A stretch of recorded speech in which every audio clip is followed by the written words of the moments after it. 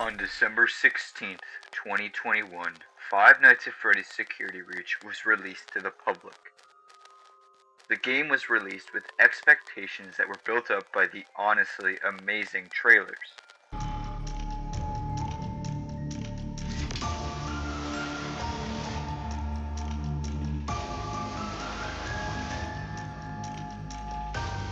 When players first launched the game, they were ready for a true FNAF experience, but sadly were met with a glitchy masterpiece. But the glitches, they were super obvious, and there is no possible way that Steelwool, the developers of the game, didn't find any of the glitches that players found on release. I believe that these glitches were intentional. The devs wanted us to go out of bounds. They wanted us to break the game.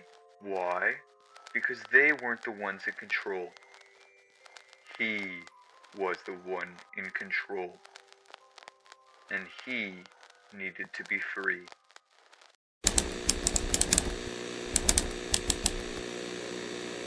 At face value, Security Breach is a survival game. You're put into a world where you have to survive being hunted by animatronics until you can escape at 6 a.m. But when you look closer, you find things like the Blob, a pile of agony-filled animatronics shaped like a clump of spaghetti. What does this have to do with Glitchtrap? Well, nothing. The Blob, being the confusing entity that it is, was placed into the game to distract us. There is nothing that the Blob was meant for besides being a red herring. The endings aren't any help either. There are 6 endings in Security Breach, and until the DLC for SB came out, we had very little evidence to which one was canon. Thankfully, within FNAF Ruin, we can find collectibles such as the comic pages drawn by Gregory. These pages illustrate the multiple endings of Security Breach. One of these endings is the Burn Trap ending, an ending where you kill Burn Trap. But in FNAF Ruin, we see the comic page as a collectible, proving that it's non-canon. Steelwool Studios was once again trying to cover up the truth about Security Breach, hiding Burn Trap behind the Mimic, and basically attempting to retcon Burn Trap. The glitches themselves aren't really anything to be worried about. Every game has glitches all of the time, but the amount should be a red flag, right? I mean, every game goes through so much playtesting and development that you think that the glitches in this game would have been noticed by the developers and the playtesters of the game. But they weren't, for a very specific reason. My theory proposes that Glitchtrap was trying to escape to the real world through this game. He had to do that by hiding himself in the glitches. And he had to hide the glitches from the developers. But once us, the players, started noticing the glitches and telling the developers, they started to release patches to fix the game. And that made him angry. And now it's time to put the pieces back together, to fix what has been broken.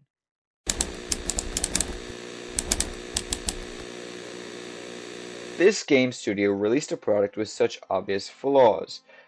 These glitches were a deliberate design choice to enhance the game's narrative. By allowing the players to break the game, the developers created a narrative where the man in the golden bunny suit causes the boundaries between the game world and our reality to blur. We see this happen in another Five Nights at Freddy's game called Help Wanted.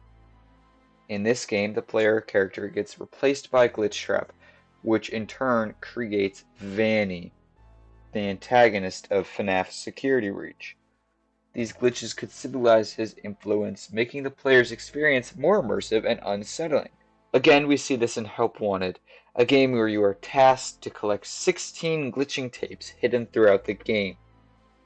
As the game progresses, Glitchtrap becomes more and more powerful, and eventually when you collect all 16 tapes, he escapes through your mind.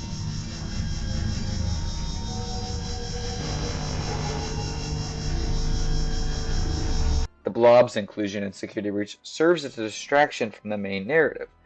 Its grotesque appearance and lack of clear purpose confuses the player and diverts their attention from the true story. This tactic is effective because it adds an element of mystery and horror, keeping the players engaged and off balance. The Blob's role as a red herring is to hide the fact that Glitchtrap has already made it into the real world, through the minds of the devs at Steel Wool. That's why they were trying to hide the Glitchtrap virus in this game, because Glitchtrap was already in their heads. He was trying to make sure the players couldn't figure it out for themselves, so he could take control of every single one of us. The multiple endings in Security Breach add complexity to the game's narrative. Each ending offers a different outcome, making it difficult to determine a true conclusion. This ambiguity forces the players to explore all possibilities and piece together the story from various clues. It serves as a distraction from the real story, hiding Glitchtrap so he can make it out into the world through the player's mind.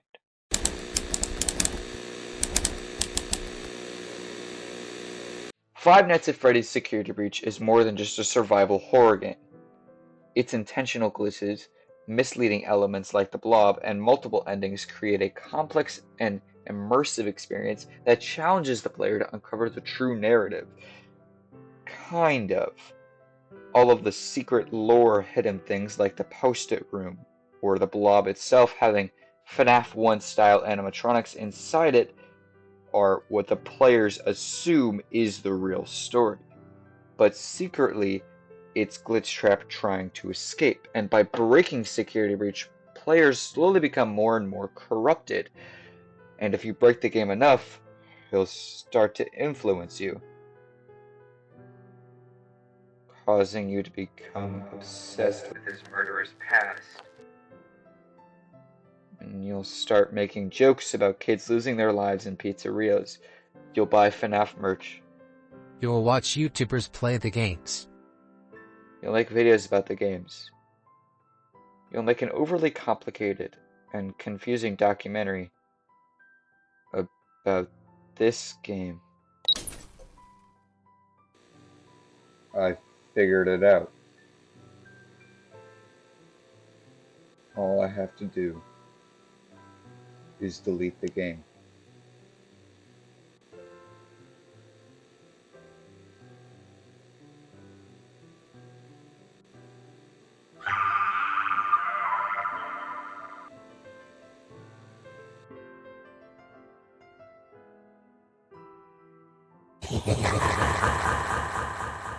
I always come back.